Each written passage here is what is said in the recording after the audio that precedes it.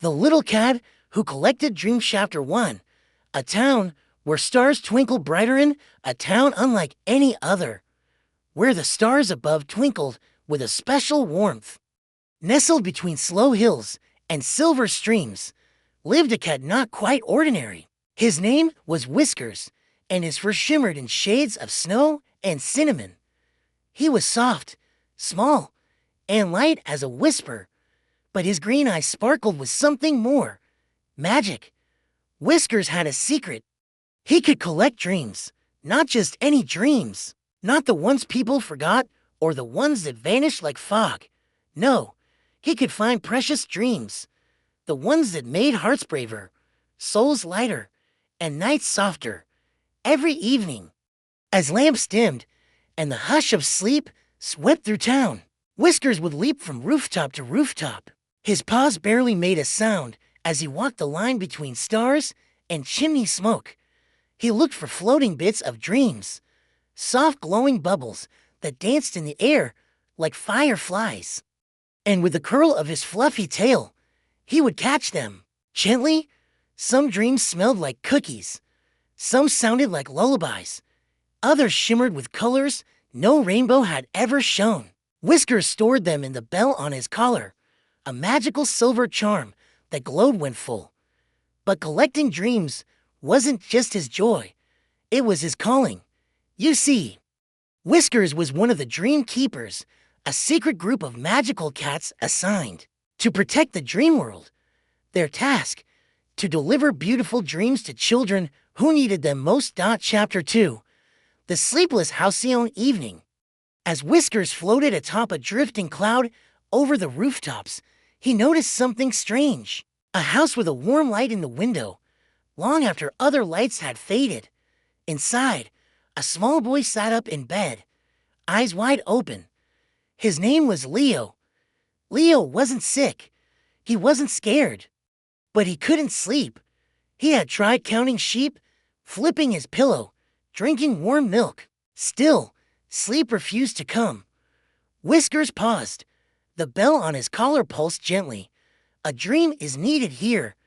It seemed to whisper. So, with a graceful leap, Whiskers descended from the cloud and landed softly on Leo's windowsill. The boy turned, his head, surprised but unafraid. Maybe he thought he was dreaming already. Whiskers gave a soft purr. "Prrr. Don't worry, little one," he seemed to say. "I brought you a dream." He tapped the pillow with his tail, and the silver bell chimed once. In that moment, a swirl of light lifted from the collar, twirling above Leo's head like a ribbon in the wind. Leo's eyes fluttered. He saw a flying jelly bean car, zooming across candy clouds. A circus of turtles, wearing tiny hats and singing opera, a cloud shaped like a kitten, purring as it gave warm, squishy hugs. He giggled in his sleep. His chest rose and fell slowly. His lashes rested like quiet feathers. Leo was finally dreaming. Whiskers curled up near the window, his tail wrapped around his nose. The stars outside winked at him. And he whispered, "Sweet dreams, little dreamer."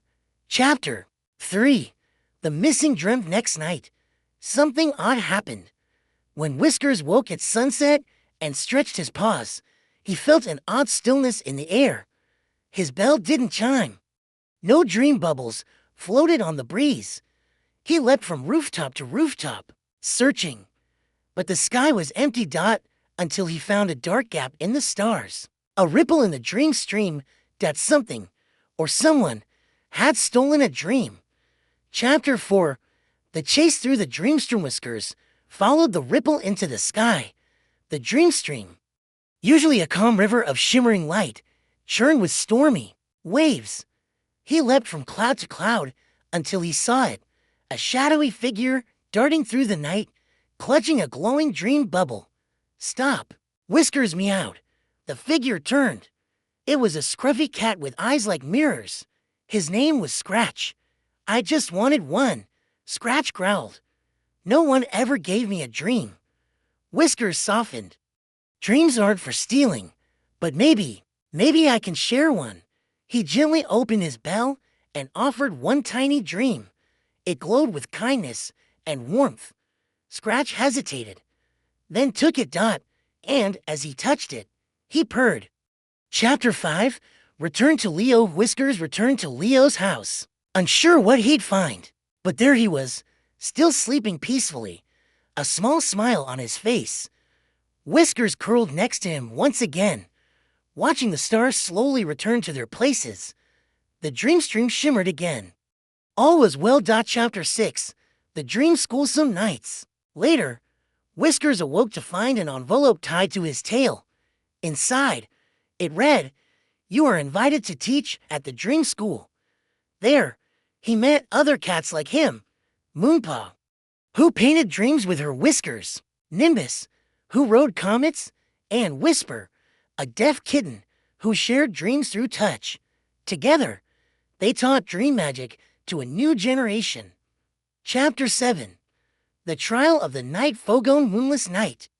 Whiskers and his students were called to the Valley of Murmurs, a place where dreams got lost.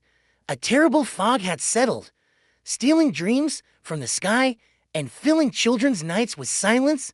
To pass through the fog, one had to give up a memory.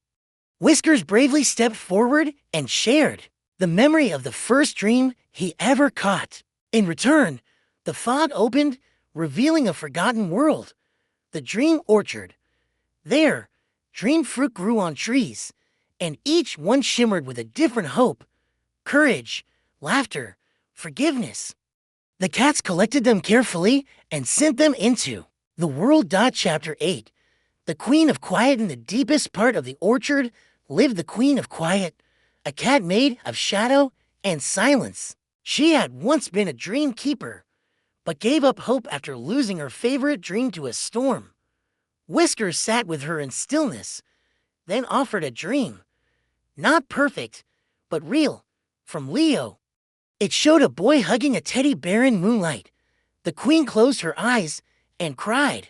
She remembered why dreams mattered. She gave Whiskers a gift, a star-shaped seed. Chapter 9. The Tree of Light. Whiskers planted the seed at the heart of Dream School. It grew into a glowing tree whose roots stretched through the sky, connecting sleeping children around the world. From then on, no dream was truly lost. Epilogue. A whisper in the night and still. To this day, when a child cannot sleep and the stars seem extra bright, a soft paw might tap a pillow, a silver bell might chime, and a little voice might whisper, "PRRR, don't worry, little one, I brought you a dream." The end.